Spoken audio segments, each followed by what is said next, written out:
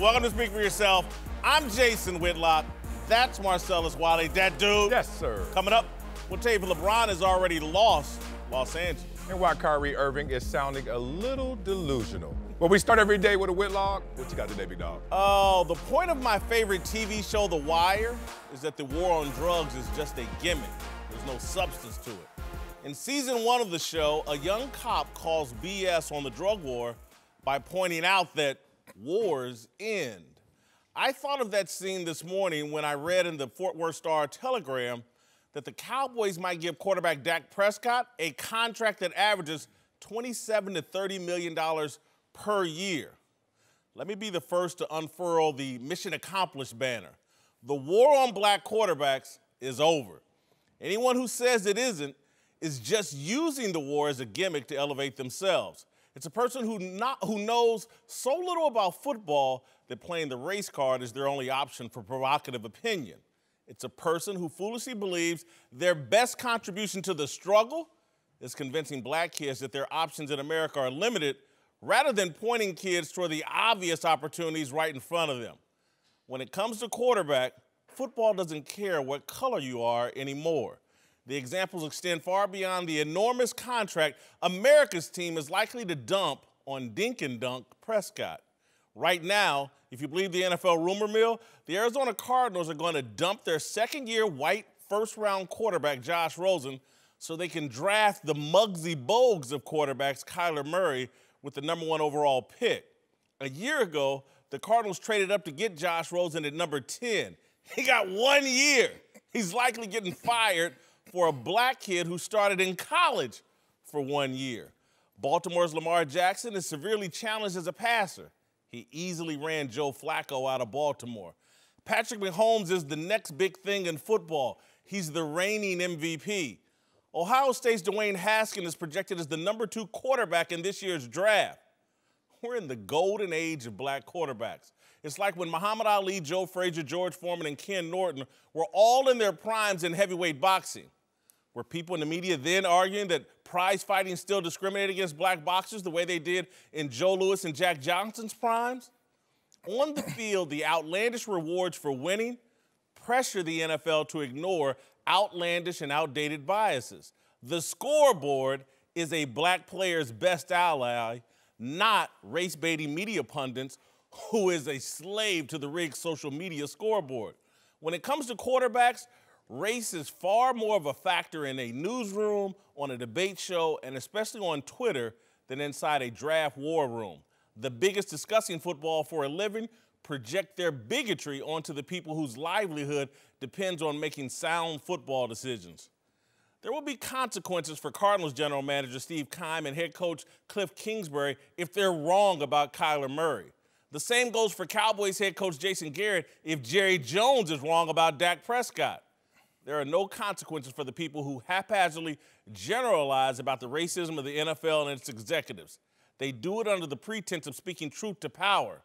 They're fighting a war to end racism in football.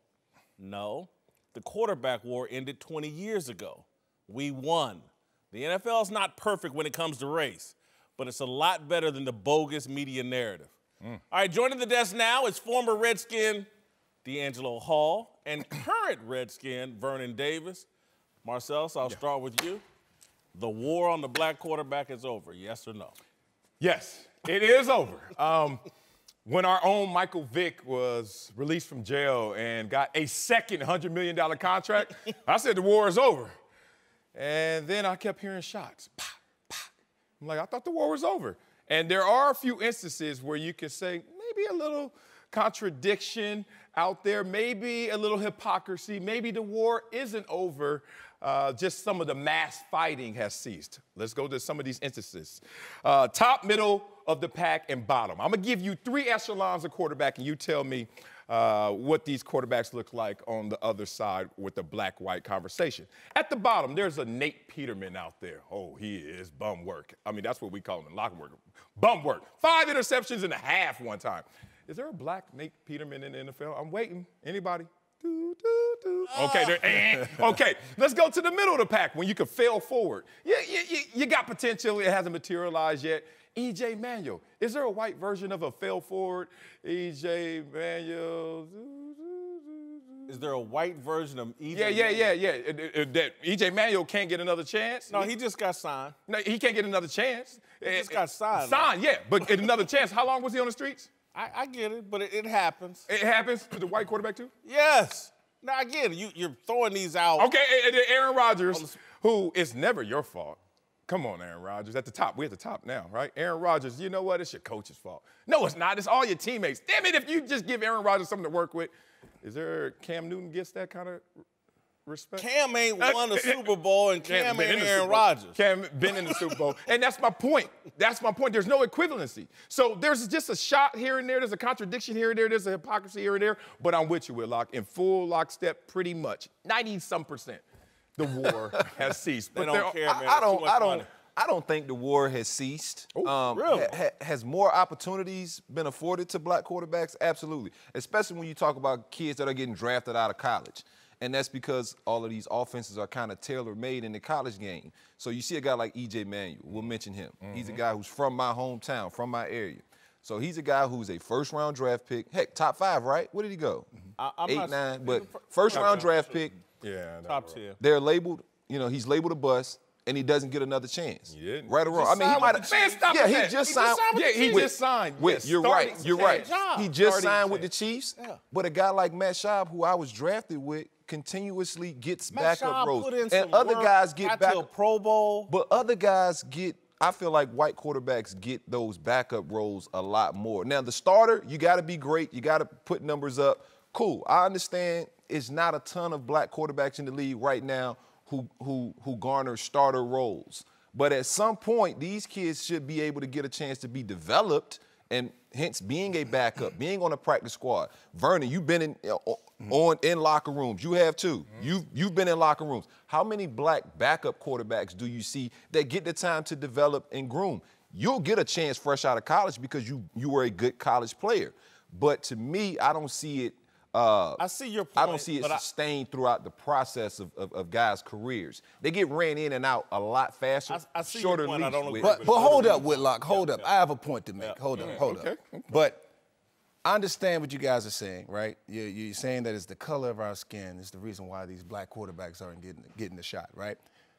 What about what they're doing in the locker room? Do we know what those guys are doing in the locker room? Is it because of their presence in the locker room? Is it because they're not being the best example in the locker room? Or is it just because of what the color of their skin? What exactly is it? Can you guys pinpoint those things? I mean, to me, it's kind of like a generational thing.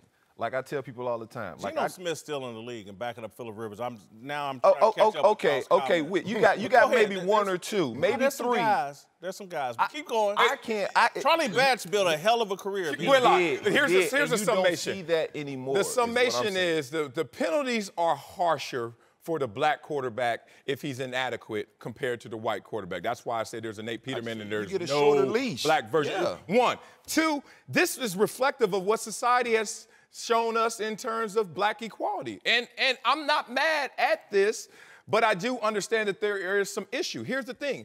More people of black likeness, most people of black likeness have a better existence than before, but not all. And with the black quarterback, look, we're not in a place where we're saying you're exiled to Canada and play a different position, Warren Moon, in the 80s, and we're not in the place where we were in the 90s where there were very few. We saw 12 quarterbacks start in the playoffs this year. Almost half of them were black, 5 of the 12. And there were only 9 starting black quarterbacks. Think about it. 5 of 9 starting quarterbacks that were black made it to the playoffs, which is almost half of that. But there is still a shorter leash for the black quarterback. I disagree, and I disagree to the point of we spend so much time discussing the limitations and the lack of opportunity instead of infusing young people with, no, there's actually tremendous opportunity out here. Yeah. And I think we're mistaken by not focusing on the opportunity because I'm just telling you, there's so much money to be made in the NFL that they just don't have time to sit To around say, and go, hey, let me you're good, pass but on- I'm not going to yeah, take. Yeah, let me pass right. on Deshaun Watson. Let me pass right. on Dwayne Haskins. You're talking about Kyler Murray had 1 year starting. They and did he's pass about on- to go number one. They did pass on Deshaun Watson based on what he did in his resume. That's what the conversation was. Because he could have been He a went number the 1 first overall round. pick. Yeah, he wasn't the first quarterback You taken. know who went before him who's better than him? Patrick Mahomes. No. No, Patrick Mahomes. Deshaun Watson, different years. Different years. No, Deshaun Watson and Pat Mahomes in the same draft. Yeah, Same they- yeah, draft. Same draft? And Yes. Jared Goff, right? Am I No. tripping? Patrick Mahomes I know and, Patrick and Mahomes and Deshaun Watson, Watson. same draft. Patrick Yeah. Mahomes plays for the Who was the Chiefs. first That's my quarterback favorite taken? I'm not. They make mistakes all the time. Trubisky. Trubisky. went Jamarcus Russell was the first quarterback taken. Right. They make mistakes at the top, but They not make green sitting- decisions. Nobody's sitting around going, "Hey man, let's not do this. Let's not run Colin Kaepernick out there in front of Alex Smith. Let's not take Patrick Mahomes and run him out there instead of Alex Smith." People are just trying to win. There's too much money to be made. And again, when I'm going to get to my central point, my jumping off point, when Dak Prescott is about to get $30 million per year, Reportedly. or 25 or 24, I'm just sorry. Dak is about to get it rained on him like that. Jerry's a little different though. Jerry values different things, and he likes this kid. He loves this kid. I don't think every franchise in the league is gonna pay Dak Prescott between $25 and $30 million. Like I've always But said, that's not a race issue. and I stand either. beside it. Yeah, That's a production issue. yeah, it is to me. But my point, It if is you to can me. be dink and dunk Dak and come on, man. But why are you putting Dak down? That's because Why Jerry you- likes him. But look at what he's done. He has the most touchdowns since 2016, as well rushing touchdowns, as well as the most wins since 2016. So you have to look at those statistics. You can't say that Dak is not okay. He's not proficient in this area or that area, but look at what he's done. Numbers don't lie. Yeah. I mean, Dak wins games, and that's why I want Dak on my team. But it has to be for the right price. No, would you I will pay him not pay. 25? Would no, you I pay will him not. 25? I would, and I'm one. But you want to know why? I'm one of his greater critics, but I will say this. You have to combine the production with the personality, and he fits the star. He fits America's team, just like the coach does. If Jason Garrett can manage those personalities as well as he does in the locker room and deal with the personalities in the Is organization. Jason Garrett getting paid like Belichick? Hold on, when we're you not talk done, about- and we're talking about Dak Prescott at the quarterback position who won't step in it. Like, he's literally in that position But from of a- leadership and balances it out with his production. Woo! He Man, said it all. Man, don't give him none of that. From a front office standpoint, would you put $30 million or $27 million in Dak Prescott, or would you like for Dak Prescott to make a round 15 to 20 and pay another? Look, we saw what he did with Antonio. With Amari not Antonio, Cooper. but, Amari Cooper. I'm saying add a guy like Antonio Brown to that mix as a guy who's garnering $12 to $15 million. But you're of not- Dak's salary, but you're so not I'm not paying respecting Dak the- you're not 30. respecting the capologist But I'm in just the saying, room. if you put guys around Dak, he doesn't have to be as prolific. But even And in if that he- number, in that if he cap keeps hit, you developing- can still put people in that room. Look No, at the you cap. can't for $30 million. Hold on, bro. They don't argue the cap. Hold up, That's hold up. over our pay I'm gonna have to go No, with D'Angelo. no. I'm gonna have to go with D'Angelo. D'Angelo has seen it all. I mean, he's been in systems where guys, where the quarterback wasn't, maybe wasn't good or maybe he's good. He's seen it all. We can't argue. That don't with mean the you man. The can't man dress up a quarterback. The man got a point. You ain't got to overpay him, though, Yeah, Marcellus. this is not- overpaying y'all for the know what the sake of cap has done overpaying. every single. The cap just went up another It- $10 million. it does. Since It keeps 2011, it going goes up up. $10 It million keeps going per up. year. Think about what the average salary was when the cap was in 2011. $18 Marcellus. million was the highest salary. Marcellus. Now it's 33 and a half and Marcellus, I've growing. sat and listened to you talk about Dak all last season. I said I'm a critic. And now you sitting here thinking 25 to 30 million a year? Yes. One, they're going to have the room to do it. They only have to pay DeMarcus Lawrence if he doesn't sign his franchise tag this year outside of cap. So think about this. If you go forward, the cap is going to absorb this. 10 more Okay, million to the let me cap. reframe it. Let me reframe it. Let me reframe it. Let me reframe it. The numbers are going up, Let me y'all. reframe it. Dak Prescott walks into that locker room. 52 other guys. That's the $25, $30 million a year quarterback. No, yeah. How is yeah. the people in that locker room 25, 30 As long as you million? say quarterback The in that biggest- sentence? The biggest part of our cap is going to him? Don't you say quarterback in that Are, sentence? that would be an issue in the locker room, in my opinion. I mean, that would definitely be an issue. And I'm looking at some of these top-rated quarterback averages, and you know, they're great quarterbacks. They'll be Hall of Famers. Some even have rings already. But do you really see Green Bay going to win a Super Bowl next year or in the next 5 or 6 years paying Aaron Rodgers $33 million? Mm-hmm. Do you see Atlanta paying Matt Ryan $30 million, being able to 2 years ago they were in it. Yes, they were 2 years ago. I'm just saying. And if you want to pay a guy, that's the thing about the quarterback position. They pay guys for what they did, not for what they are doing or what they're projected to do moving forward. Right. You look at a corner. At corner, every year, your name was on the chopping block. If I was making $10 million and I had 4 picks instead of 7, they thought, or got beat for 3 touchdowns, we might want to, can we talk about adjusting that contract? I love you. The quarterback position, you don't get that. I love you, D'Angelo. That's a you problem, bro. You picked the wrong position, or God did. Look at these numbers. Does he not fit in this category? Does he not fit in the conversation with a Kirk Cousins, Jimmy Garoppolo, Stafford, Derek Carr? Not Jimmy G, not Stafford. He fits in that world? No, not even Not Kirk, by production, not by numbers. I'm not talking about by talent. I'm talking about what you actually execute on the field. By I'm talking wins, about what you wins. Return on investment. By wins. Did y'all see Jimmy G before injury last year? All right, we gotta go. Guys are terrible at taking care of their health. Whether it's a knee injury, bad back, or something worse, we're usually more comfortable rubbing some dirt on it than seeing a doctor. I'm guilty of it myself. Particularly when I was younger and playing football, I can remember hurting my shoulder and never telling the trainers. That turned into a real problem. The same is true for erectile dysfunction. Studies show 70% of guys who experience ED don't get treated for it. Thankfully, Roman created an easy way to get checked out by a doctor and get treated for ED online. Roman is a one-stop shop where licensed U.S. physicians can diagnose ED and ship medication right to your door. With Roman, there are no waiting rooms, awkward face-to-face conversations, or uncomfortable trips to the pharmacy.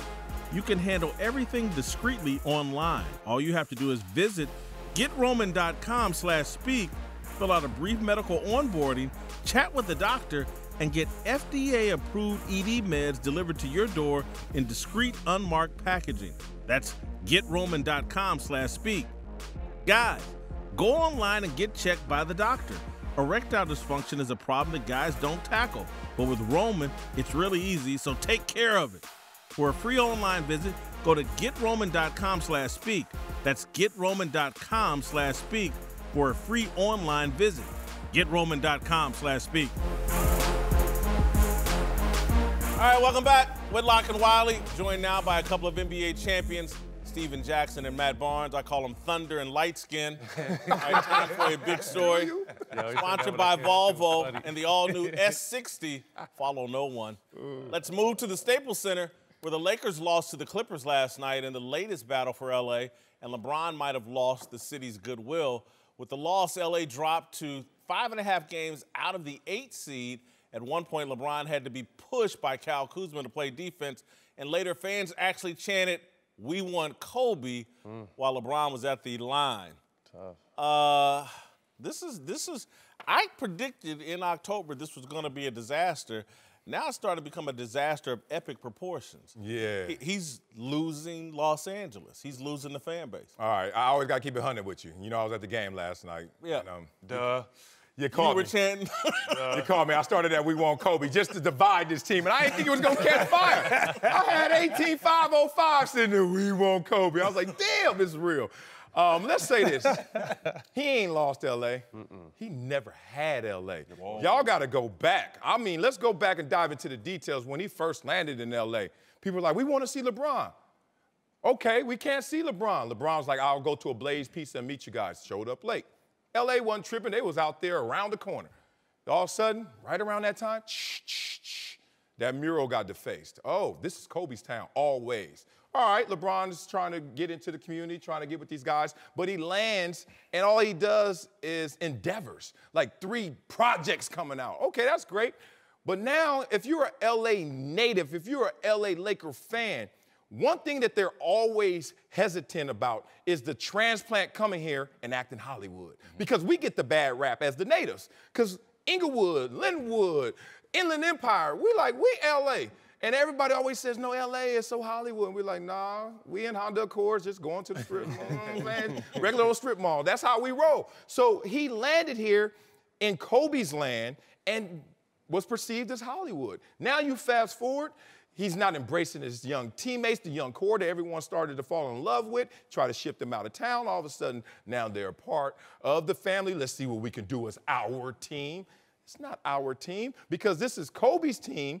And when it was passed to you, you didn't seem like you really wanted it. You wanted a mulligan on this year until you get what you needed, another big free agent. All that said, man, I don't think he ever had L.A., and it's starting to show. Well, you know how fans are. First of all, let me say this. LeBron is loved by all the players. I think every player in the NBA would say he's the most humble superstar, so I don't think he's going Hollywood. Oh! What I can say. Thank God I'm not an NBA player. But that's true, though. Passed out. I've been around a lot of superstars, guys of the game. They're not as down to earth as LeBron. That's real. You would never seen Jordan or Kobe on the stage with Drake. Yeah, just running out. Never. So that's my point. Second, you know how fans are. What have you done for me lately? Soon as they make a trade this summer and they start next season off on a good record, all the fans be back. We love LeBron. We love LeBron. That's how fans act when their teams lose. I'm not surprised. Batting cleanup is tough. I mean, they both made good points. I think, what did he ever really do to get them, first and foremost? I think that as a city, as a fan of the Lakers, everyone was happy to have him. Things haven't panned out, injuries and a lot of drama. But to me, he never really had him. But then, like Jack said, winning cures all this. Yeah. Winning cures all. I know he's going to have a hell of a summer working out. I think really these last 15 games, he's going to come out here and show everyone who he really is, what he was saving for the playoffs. The playoffs aren't really in the picture no more. I think he's going to come out here and do what he does. But at the end of the day, you know, you win, you have a good summer, you get some good free agents, and they'll forget all about this. Let me add this. Winning does cure, but when you're the Lakers, winning it all is the only thing that cures. And so he come out with next year and win 55 games and lose to Golden State, he ain't cured anything. And that's why, go ahead. And again, that's where I think there's some danger here. This is such an epic disaster that, and LeBron may be beloved, but man, I know the laws of the jungle, man. Everybody wants to be king of the jungle. And so, you know, you can love LeBron all you want, but if you see him over there injured and wounded, I'm gonna get a bite out of that. If he have another season like this season next year, he better run. He better run, because it's going to be hard around here. Yeah. It's hard around Cali if he have 2 seasons like There's that. blood in the water. You know what I mean? There's blood in the water. I mean, first and foremost, it's the Lakers. So anytime you get a chance to play the Lakers, whether they're good or bad, you want to blow them out. And then this chance that LeBron is on the Lakers now, and they're I don't even know what to call them right now. They're lost. You know what I mean? So people are going to take him every single night, even though they know they're in the 10th spot. They're going to get teams' best efforts because, believe me, they don't want to be the reason, you know, damn, Lakers beat them. You know what I mean? So every single night, they're going to get everyone's best shot, as the Warriors do. Yeah, it's amazing how his cachet, his Q rating has dropped. And coming to the Lakers when it was supposed to be magnified. And if you think about it, he's really just magnified the legacy of Kobe, and Kobe was no angel. But now people look at Kobe in all glowing terms because LeBron, effort, you're drinking wine, and remember Kobe would never do nothing. Kobe would never just come on there and give you the symbol or the symbolism that I'm not all in, and that this is not a certain standard that has to be respected. Right. And I think LeBron compromised that in part by giving people thoughts and perceptions that this is a Hollywood. So, Jack, I mean, I'm blown away. The most humble superstar you ever know shows up with wine to a game. Let me tell you something.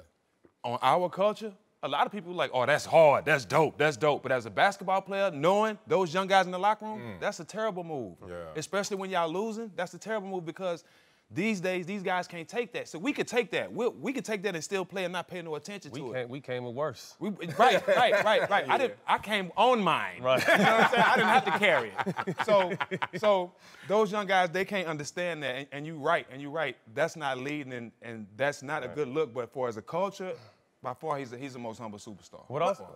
One thing I'll say is you can't let this one season define his legacy or what is going on. I think the fact that it's the Lakers, everything is on steroids here. You know, this is one bad season. Kobe had bad seasons toward the end. Mike had bad seasons toward the end. I just think the fact that they thought this was going to be a perfect marriage, some didn't, like yourself, but they thought this was going to be, you know, magic in the bottle, with magic orchestrated. And chemistry takes time. And with all the injuries, all the trade deadlines, like the chemistry was gone, and that's what you see. These guys are on islands, and they don't have no chance to win when they're on islands. I'll just say he's 34. That's one factor. But the other one, man, someone tweeted at me today all the list of the TV and movie projects LeBron's got going on. Endeavors. And I'm just What does that have to? So he got to put himself in the box for y'all? No, you know what? That is not a problem. I support LeBron being more than an athlete. Here's the problem. When you're winning. What happened with Kobe and Shaq wasn't just a birth certificate choice. We picked a younger star. It was the bandwidth of Shaq had stretched to a place where you started to see it affect him on the court. This is the first time we saw LeBron be affected on the court. Drinking wine, we all know. Respect. Shaq movies affected him? No, Shaq started to get bigger. Yes. A little different. they 2004 chose Kobe because Kobe was all He's lit. gonna get big regardless. Yeah, that's true. Let's keep it real. He got bigger. and look, it's what they would deem a distraction. Right. And LeBron is giving them exactly what Shaq gave him on the way out. And he's making the LA fan make an easy choice to go with Kobe and all of what he said. Whitlock and Wiley, joined by NBA champions Steven Jackson and Matt Barnes. I call them Thunder and Lightskin. All right, let's return to the Lakers, where most NBA experts believe the team's playoff chances are cooked. They're in 10th place in the West and 5.5 games behind the Spurs for the 8th and final spot with just 18 games left on the schedule. That's tough math. So the question now becomes, how do you fix the Lakers next season? Conventional wisdom says Coach Luke Walton will be fired. It's obvious team president Magic Johnson needs to add another superstar to play alongside LeBron James. I don't think Tyronn Lue and Anthony Davis fix the Lakers. LA's problems are much more substantial than a coach LeBron likes and a superstar to carry the load.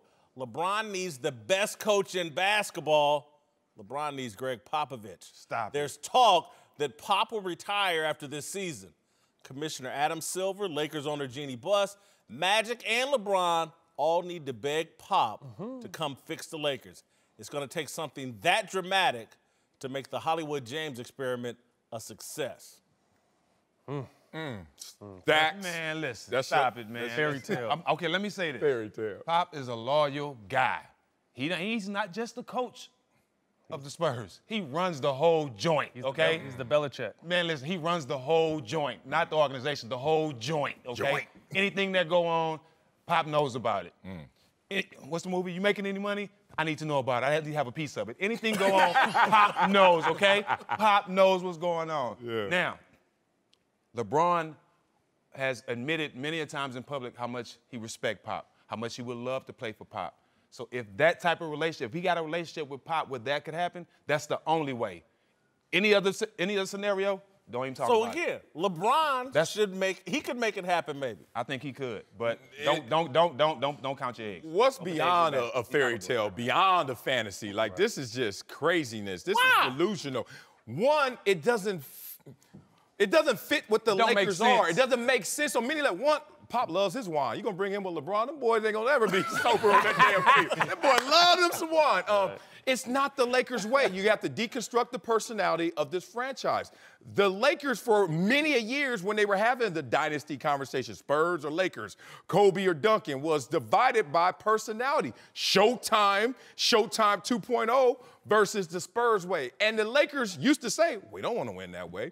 And if you look at LeBron, this is a conversation you guys could answer this question.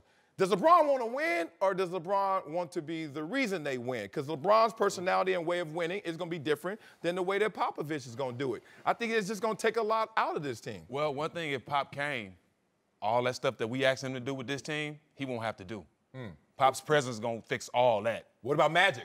If Magic won't be important. Magic would be able to do his job, period. He won't have to worry about coaching or nothing in that locker room. Pop will handle all that. You think Magic Johnson signed up to not get the credit? Signed up to win. Yeah. They just win. I just told you, win and be the reason you win. Pop's not going to come aboard if it's not his way. Pop's off not the top. coming aboard. Yeah. Right. It's not going to happen. Go there. LA, it's not and this is, this is a fairy tale. Like, Pop is not, if he's done in San Antonio, I think he's done for his career. He may consult, he may visit, but Pop's not going to come coach this. I don't know who wants to coach Phil this. Jackson came here. Huh? Phil Jackson came here. It was a while ago. It was early on. He still had more fight in him, Phil was a traveler. Phil been around. Pop been in one spot his whole career. Yeah. But listen, Olympics. This culture is different. The players are different. Let me add a layer to my argument. Okay. The NBA is reliant on LeBron James. Their ratings have gone down this year with LeBron out here in the West and not really a factor.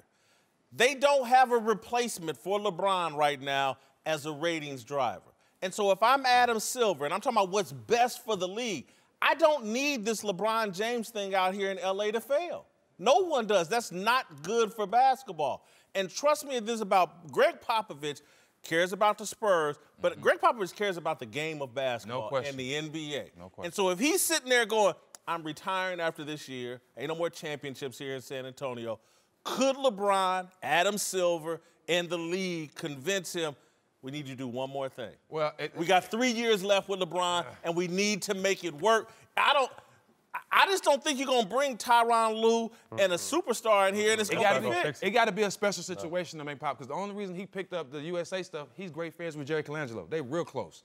That's the only reason he went that route. Yeah. It got to be some type of special relationship. Maybe him and Bron have it, but I really doubt But you got to pick a narrative. You got to think the NBA was surging in interest and ratings the last decade or so, despite their major market teams not playing well. Philadelphia for the last decade or so, no championships, obviously. The Knicks, Boston, the Lakers, all were like at the bottom, and the NBA was going this way. Now you can't sell that as an NBA narrative. Oh, the Lakers are struggling, that's why ratings are down. Right. Because they were, the big teams, the big markets were struggling all this. They had that chance to get Chris Paul, and they stopped that. Don't start worrying about the Lakers now. Yeah, exactly. It doesn't make sense. Are y'all listening to me? It don't make sense. Are y'all listening to what I just said? I'm trying to save the game. I said LeBron. I didn't say the Lakers. The league is dependent upon LeBron. When you talk about the LeBron Golden State feud did elevate the importance of the.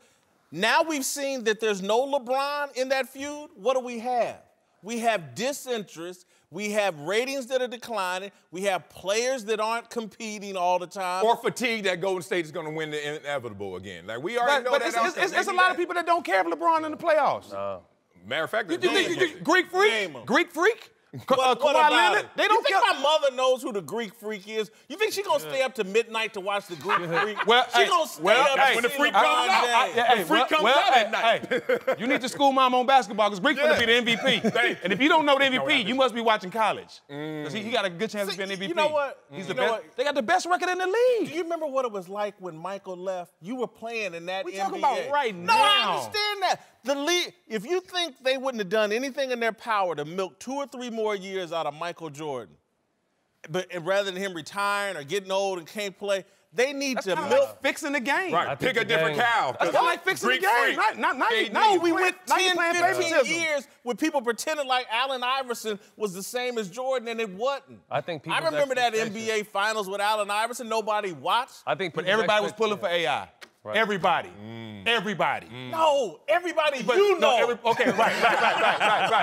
That's not. Yeah. I guarantee you it was were- more people going for him than against him. I guarantee. I think with that. expectations I are guarantee too high you. to begin with. I mean, you put LeBron. LeBron was able to make miracles happen in the Eastern Conference. The Western Conference is a bigger monster. So you put LeBron on this in the roster, and you think overnight this is going to be a championship contender. They're going to, and I think everyone got caught up in the hype. Maybe except yourself again. Oh, but no, okay, he got in the hype. He got caught up in the hype. you know, we can see them playing the Warriors in the My Western thoughts Conference on Finals. tape. We I'm can saying see about them going to the expecting him to finals. be in the playoffs, like he has to be in the playoffs. Yeah, your voice went really high. Yeah, I don't know. like LeBron has to be. But you Rerun also- what I said in October. But you also this got to was think, a disaster. to real Laker fans, we've been debating the last 2 or 3 months while I've been here where the Lakers make the real Laker fans don't care about the playoffs. They care about rings. So it just showed how far the Lakers have slipped as an organization. And again, you're making my point in terms of why this is a desperate situation. Marcellus, you said it the other day. 65 years and missed the playoffs 5 times. yeah. This is about to be their 6th straight year.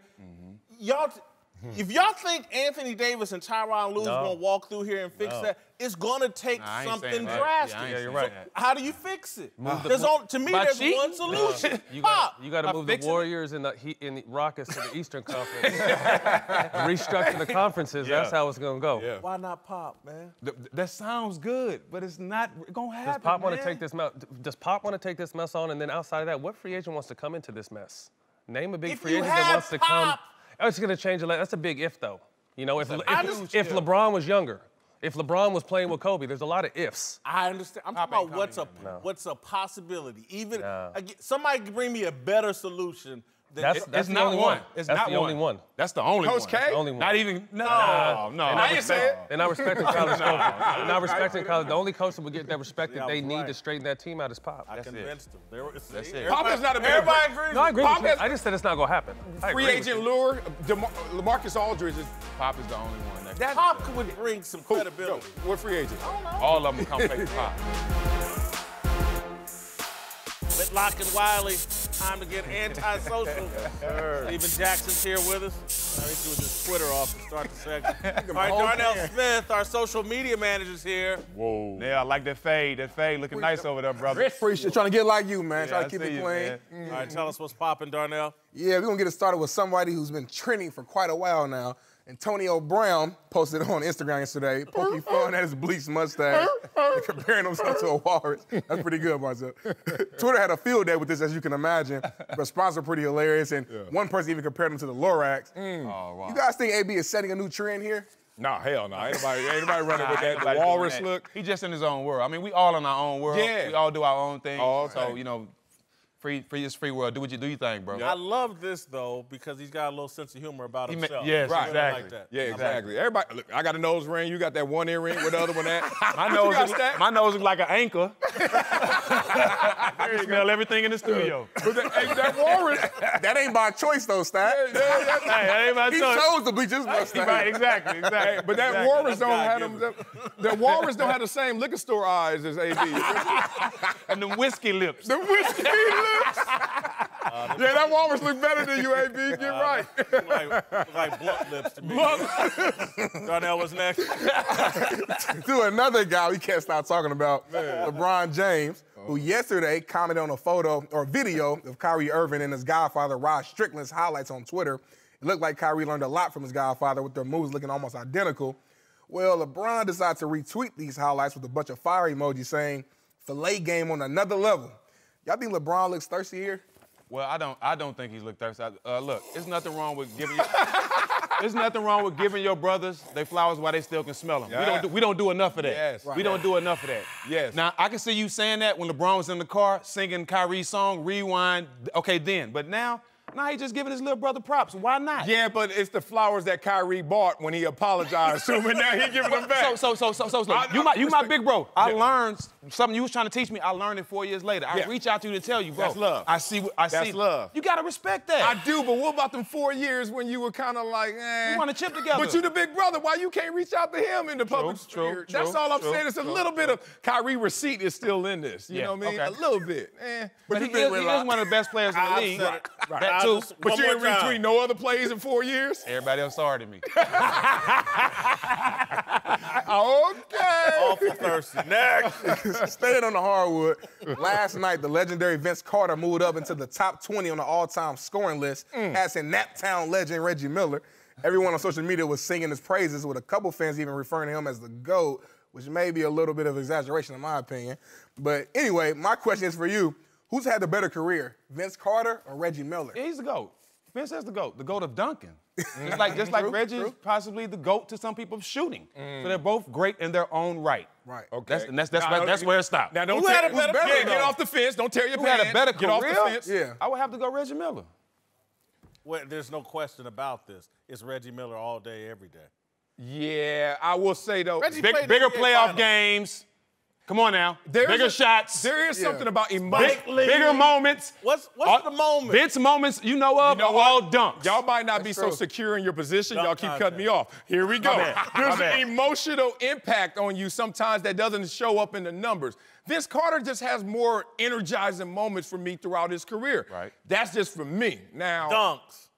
So what you saying, like Marcelo? 3-pointers. Reggie scored like And 30 points in 19 seconds, man. I give you in that. the Garden. I give you Reggie that. took his team to the finals too. I would never say, been there. I would say Reggie Miller, but if you ask me to roll out one and say which one will represent me and my basketball Reggie, interest, the question was Reggie there when you were shooting up the Vince strip Carter. club in Indianapolis? Was Reggie there?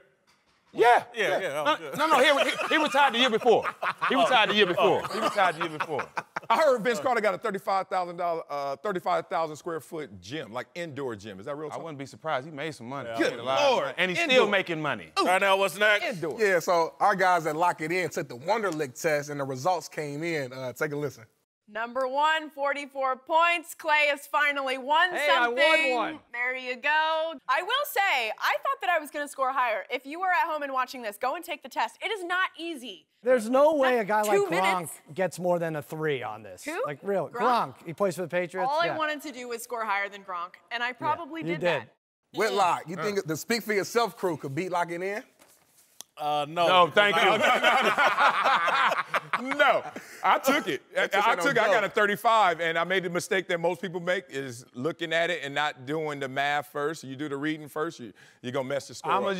gonna use what all the brothers use when we know we not smart enough to pass that test. Yeah. It's culturally biased. Yes. I'm sticking to that. Yeah. I'm gonna be honest. I've taken it a couple times yeah? online, just Okay. online, and this is in recent years, and it's not pretty. It's very humble. Let me hear. Let me hear. Very humble. What did you get? Put a number on it. I didn't beat anybody on that list. Jamarcus Russell? You beat No. Jamarcus? Oh yeah, no. I scored in the low 20s. Okay. And I was it's like, tough, right? Oh man, it shocked me, and I was like, well, hold on, man. Yeah, no, it's tough. Yeah, and I took it when I was 21. I would love to see now, but it's too much, man. I ain't doing that no I'm more. cool. You good? We'll lose. If I'm on the set, We lose. nah, don't take that bet. It's over. Now for Darnell's question of the day. Take it away, Darnell. It's Darnell. My guy. My question of the day. My guy. My question of the day. 285 pounds. All right, guys. So the other day on the shop, 2 Chainz and Meek Mill were talking about, paying your family and close friends money when you making it within your career. So my question to you guys is, when you do make it, do you owe it to your family to support them? Well, I'm just gonna speak from experience. When I made it to the NBA, my whole thought in my mind was take care of my immediate family. When I say immediate, my mom, my sister, my brother, and of course my grandmother. Right. Yeah. My grandfather was the backbone of my family, so when he passed, that was the first year I made it into the NBA. So I felt like I took on that role to provide for my grandmother, my immediate family. What you do for the others, that's just a plus. You don't have to do that, but you have to draw a line in the sand some type of way because they'll abuse it. Yeah, I'm with you. The same. I echoed it. A small circle of my family. Other people got some gifts here and there, but it wasn't mandated that I take care of them. But really, I try to set up a financial system that gives them their own independence. And I did it for my sister, for sure, my mom and my father. My father just still likes to work. He like, well, I'm gonna do my time, Old thanks school. for the money. You know what I mean? So he just likes to eat up his time. But yeah, you gotta just set them up so that they can have their own freedoms and experience life as close and comparable as to you are because you made it. Right. I have a philosophy I can't wait to about hear this. this. It's no different than with y'all's, but I believe in the things that I believe invested in me when I was young. I need to invest in them now that I'm successful. Yep. And so, to me, it starts with my mother and father. Then it's my grandmother who passed away, Lovey Kennedy. And then it's my brother and sister. And then that's it. Right. Now, again, I do for others, but that's it. My brother and sister, and they older than me. But those are the people.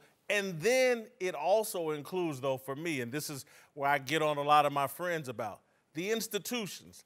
The church my grandmother and mother raised me in, 25th Street Baptist Church. I show them love every chance I get.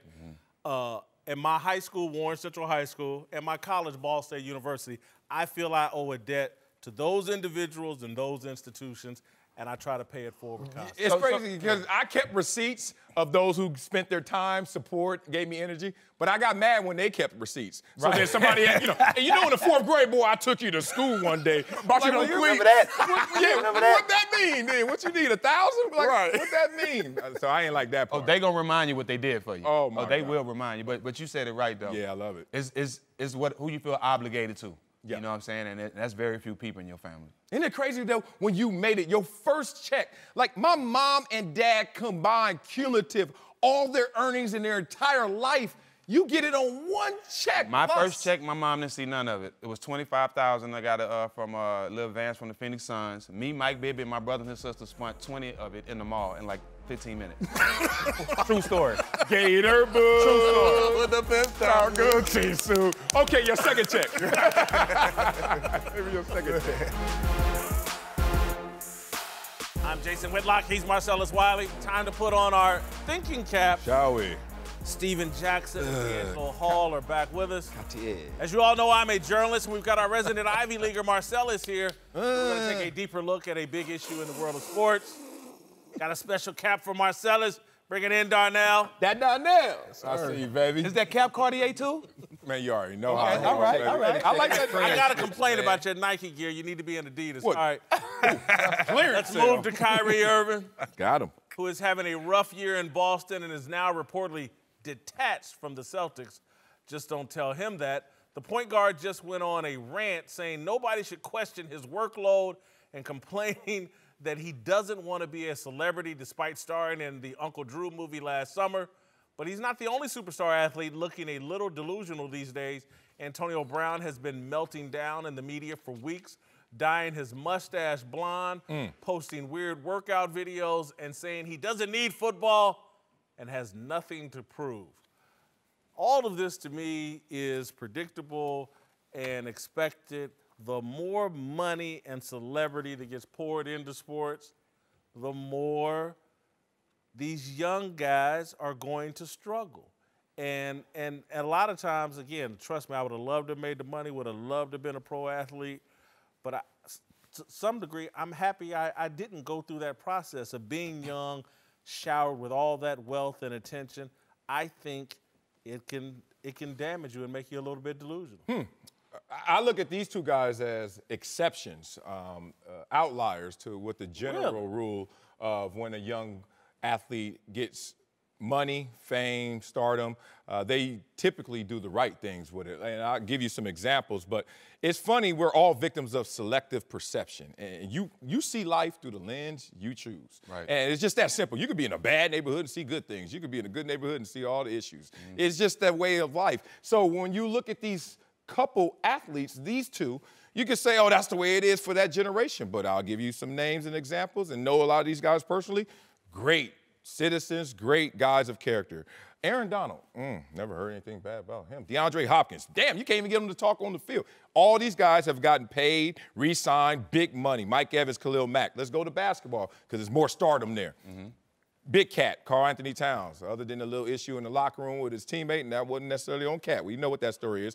Joel Embiid, Devin Booker, Steph Curry, if you want to go 30 years old to 30 years old, and Russell Westbrook. These are guys that are just upstanding. I mean, and I could keep going, but it gets boring because more guys are doing the right things, but there are some outliers that sell the story. Before y'all jump in, I just want to push back and say, I'm 51 years old and dealing with a modicum of AB's money and fame or whatever attention. I struggle. And so, again, it's all just to what level. I think they're the extreme version of the struggle, but I do think fame and money create some level of delusion. So Aaron Donald may be doing all the right things, but he may have some struggles that we just don't know about. Yeah, and that's my beef with you, Marcellus. Like, I feel like you're picking the exceptions to the rule in the positive sense. Like, all the guys you've named, you're right. They are exceptional people. They're the kind of people you want your kids to be like. But I feel like for the majority of us athletes, we are a little delusional. And the more money you give us, the more delusional we're going to be. When I first got in the league, I was drafted at 20 years old, top 10 pick. Man, I walked in that club like, hey, man, can I get in here? Can I get in here? Can we check your ID? I'm in Atlanta. No. All right, my ID. I knew I wasn't 21, but hell, I just seen Bow Wow in here last week. So surely I can get in here, right?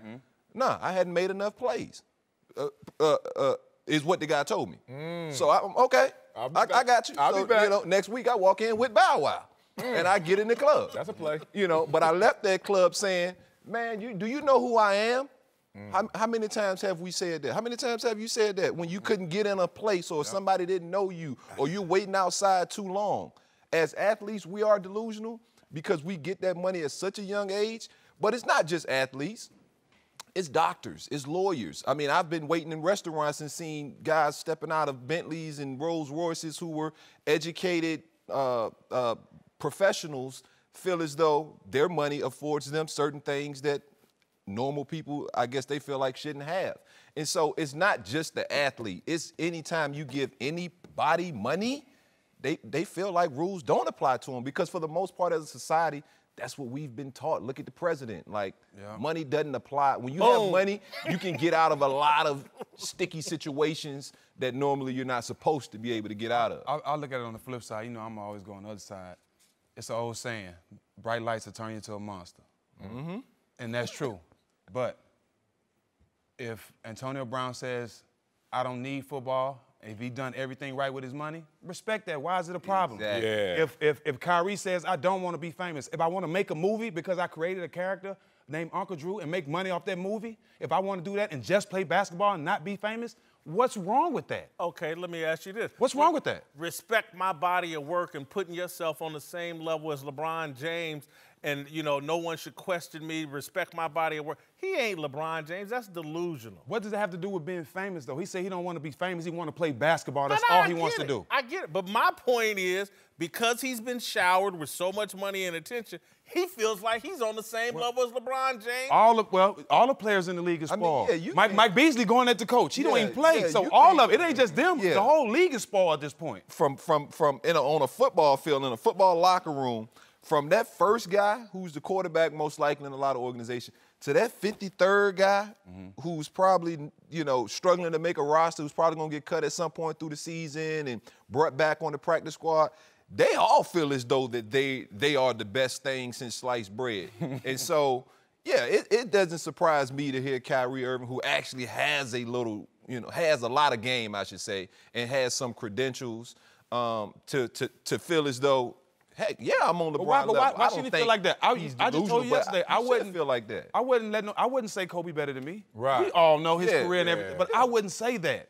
As a man, as a NBA player who scored 13,000 points in my career, I would not say that. I know he's had a better career, he got more championships, but I wouldn't say that. He's supposed to believe in himself. And you know something I wouldn't say, and I have to push back on you, D'Angelo? I have never uttered out of my lips to anybody in any situation, do you know who I am? Yeah, because you know why? Never did that. I already know who I am. And if you don't know, you know what? The party don't start till I'm there. And if the party happened and I ain't go there, it wasn't really a party. I'm always like, my confidence inside here is so grand that I ain't got to throw it on you because then to me that shows weakness. So I'm not dissing you. I'm just saying I've never been in that position where if I've been slighted, I've been like, hey, we're going to look past you or we're going to go somewhere else. And all I sit there and say, oh, that get back going to be great. Because then when you finally recognize it's a different animal. But that's why I have patience with a lot of these young kids because I was in those shoes. I was thrusted into that limelight at such a young age and had success.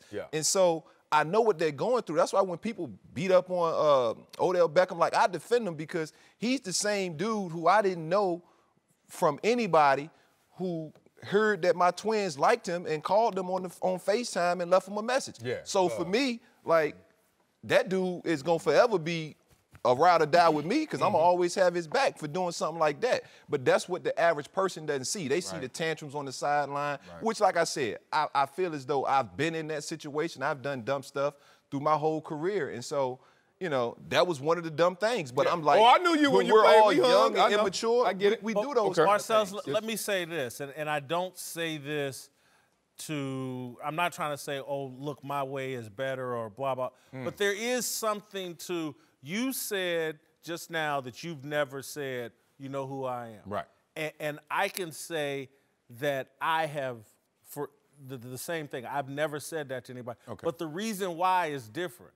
And it's because literally I make it a point to try to never be better than anybody else. Same here. And so it's in my mental makeup every day to remind myself, it don't matter how much money you got, it don't matter who recognizes you. And so when I go, I've had friends, particularly female friends, you need to tell them who you are. You just don't let people know who you are. And we should get a table at Mastro's when you blah, blah, blah, blah. And I'm like, nah, I just don't work. I don't move that way. I would rather sit and stand. We did have the fat table when you took me to Maestro. Every time you had the fat table now. Because they start moving forward. We had the fat table. I remember that. Yeah, you know what's so funny? I do the same thing, and people always say that to me. And I say, I don't compare. I prepare. And I get it. So I've been in Vegas before. My table's here, and somebody in front of us, and they like, who that? And my boys hit me. Man, why your table ain't in better place than his? I'm like, dog, that's not even entering my mind. But you know what? I am processing in my head like, oh, I know I'm somebody, and I ain't got to flex that. I lied. I have said it. When somebody tried me the wrong way, you must don't know me. Yeah. I said it that way. I know, but that's a whole different lane. That's a whole different way. That's a different lane. Right. We can't go. This is a family show. That's different. Because I always go back to we're forking the road kids, man. This thing could have went off the rails easily from our upbringings and from what we had to deal with. So I think that's what keeps us humble. But yeah, I had cocky teammates. I'd rather us have money problems than not have money problems. How many times did we have a teammate that wasn't the best, didn't make a ton of dough, and still was cocky? Yeah. I played with dudes like that, so I don't know what's to blame for that dude, but there's a lot of cats like that. D'Angelo Hall is back. Let's move to Kansas City, where my Kansas City Chiefs are looking for answers after their porous defense helped cost them a shot at the Super Bowl.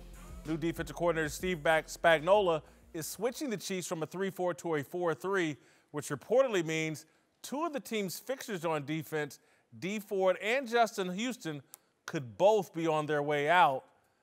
There's rumors that they'll cut Justin Houston and maybe trade Dee Ford. Maybe they'll try to see if they can trade Justin Houston as well.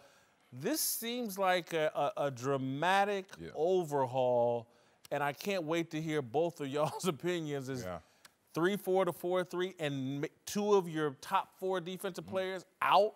Does that make sense? Yeah, I'll attack it up front in terms of a 3-4 line scheme versus a 4-3. Mentally, you just think of a more of attacking style in the 4-3, but they're interchangeable. A lot of times you see a 3-4 and they'll put a linebacker out there. You got a 4-3 all of a sudden. You put 2 out there, you got a 5-3, 5-2, and you can attack edges. But I think this is a smart move by them. This is a team that needs to see how can they perform better on the defensive side? And when everyone's zigging, it's time to zag, brother. They've tried it, and they had the top pass defense in terms of getting after the quarterback in terms of sacks. Tied for the league's lead. And what did that translate to? What did that translate to? Second worst defense. But I challenge you to this point. They had the top defense when it came to sacking the quarterback, correct? Yes, tied. That's not going to change when you go into a 4-3. I don't think they're going to be able to generate more pressure. And to me, that's a back-end problem. And it doesn't matter if you're on a 3-4 or a 4-3, your back-end is going to still be the same. You're going to have two corners and 2 safeties. Yeah. And unless you can get those guys better in coverage and better scheme-wise to actually scheme guys up and opponents up, the secondary is going to still be the same secondary that they put out there last year. So to me, this blew my mind because I've been a part of a defense that was overhauled. We ran a 4-3 under Greg Blosh was the coordinator, and he kind of got the job from Greg Williams. So we essentially ran Greg Williams' defense. It was when we had Jim Zorn as a head coach. Jim Zorn was hired to be the offensive coordinator, and Greg Blosh was retained as the defensive coordinator because he was Greg Williams' D-line coach. Long story short, they fired that staff. We had a top 5 defense for about 3 years in a row. Top 5. London Fletcher was the catalyst in the middle. Got it. Great players. Then we go to 4-3. We hire Mike. We go to 3-4. We hire Mike Shanahan. Now I got defensive linemen who are, 265, 70 pounds, are going to be asked to play drop linebacker as a 3-4 linebacker. 3-4 linebacker. Now this role is different. Now you're asking Justin Houston and Dee Ford to now be hands in the ground defensive ends. And they can do it on pass downs, but it's run downs. So you like the move. You think they should move on from it? I don't like the move because of personnel. They have stay in the 3-4. I think you got to stay in the 3-4 because this is an overhaul project that's going to take 2 to 3 years to get the right personnel. But that's part of the overhaul. You're going to change the personnel. Let's be respectful. Dee Ford had a tremendous season. Justin Houston, good, but his better days were a little distant. He was hurt. Yeah. So when you look at this, you're going to start to say, who fits this? A 3-4 DN can be more of an anchor, more of a fire hydrant. Then a 4-3 guy, we need you to get upfield and play the running game sometimes on the way to the quarterback. I just think that they had to change it up. They had a defense that had the most sacks in the NFL and the second worst defense. Let's change it up. Like we said, you're not going to get better getting rid of really good football players in the National Football League. So if you're talking about changing my scheme, that's what's wrong with coaches. Coaches come in and they want you to do what they do best. Like, dude, you are a coach. You push a pencil, you line guys up. Like, I'm a player. Let me play.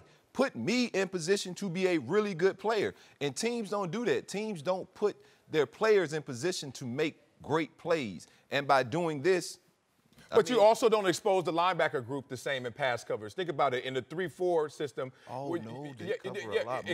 Exactly. You could cover a lot more. So maybe that's going to help out in the secondary. But I understand you're saying it's a personnel shift and it's a philosophy shift. But why go back out there and throw the same thing at them? Well, because I think here's what D'Angelo's point is that I sort of agree with to some degree is like your two best players or your position of strength is these two guys rushing off the edge.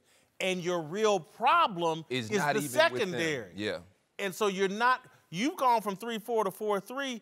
That's not fixing the secondary. Ain't gonna fix them dudes in coverage. You've weakened your pass rush and you haven't corrected your secondary. So let's say you have less of a pass rush, you're gonna expose your secondary even more. If that secondary wasn't very good with the pass rush they had, they don't stand a chance no matter what they playing on defense. Yeah, but let's be respectful that their best pass rusher was neither one of these guys. It was Chris Jones, right? Chris Jones. So interior, yeah. So it came up the middle. So now if you put them in a system where you're saying a 4-3, and you can put them on the edge, or you can say we could move them down. Bruce Smith used to do this. He went from 3-4 to 4-3. You still can have an impact because you can find a weaker offensive lineman to exploit that. I understand what you're saying, but I just think that you got to give them something different in terms of support up front. Uncle Jimmy's here to help us talk about our approval rating for LeBron James. I'm sorry, I keep saying Uncle Jimmy. Uncle LaDon James. Don Mega. Thank you. Tell the people again how happy you are to have me here. Tell them again. Right. Very happy to have you. What are you sipping on, man? This is something from my private Cleveland stock. I call this a Ode to Gerald Levert. What is that? Levert? Ode to Gerald Levert. Levert sweat up in there? That's good. I love how you age it's a private Cleveland stock. You'd have to understand. Is that going to age, too? You going to get some salt and pepper down here or just up top? It happens when it happens. Keep living, keep living, youngster. Here's a highlight from our discussion earlier about LeBron James. He ain't lost L.A. He never had L.A. People are like, we want to see LeBron. All of a sudden, right around that time, that mural got defaced. Oh, this is Kobe's town, always. Winning does cure, but when you're the Lakers, winning it all is the only thing to cure. And so he come out with next year and win 55 games and lose to Golden State. He ain't cured anything. All right, Uncle LaDon. What's your take on your boy, LeBron James? So glad you asked. So glad you asked. Boy, but go ahead. Last Friday, my lawyer and I had the opportunity to visit the Staples Singers. What? Staples Center, and to take in a competitive bout between LeBron James and the Greek Freak. And I have to say that it was truly a captivating experience from my vantage point. Oh, where were you sitting, in the rafters? You sitting up there? Au contraire, mon frère. I was sitting courtside, had a lovely conversation with Penny Marshall and what? Denzel Washington. Penny Marshall dead, right? Yeah, Penny Marshall's dead, man. Lost Penny, man. And you trying to say this means I can't have a conversation with her through spirit? That's spirit. And one more time, if you interrupt me again, you will be joining her. Now, where was I? You were telling us about LeBron James, what you thought of LeBron. Yes, LeBron. There are things that I can share with LeBron as an older man that he would probably at this stage of his life find useful as he reaches this stage of his NBA golden years.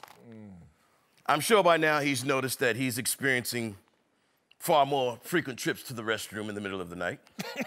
You understand, to relieve himself. Depends. Perhaps he's finding out that his bowels have become far more irritable after a big meal, or maybe even after a big bowl of Frankenberries.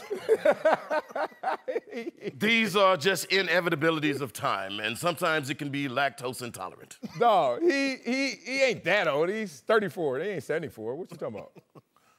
What did I just tell you about interrupting me, Marcellus? Just adding, just trying to work with you. NBA years are like dog years.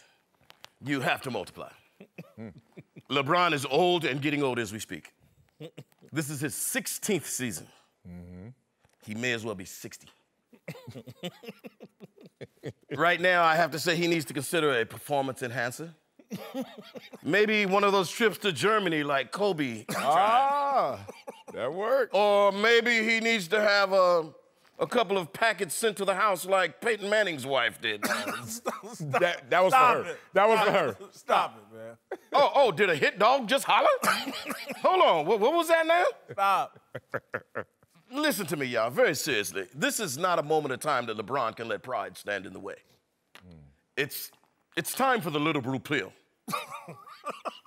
I can speak on behalf and say that the little blue pill has reinvigorated my love life.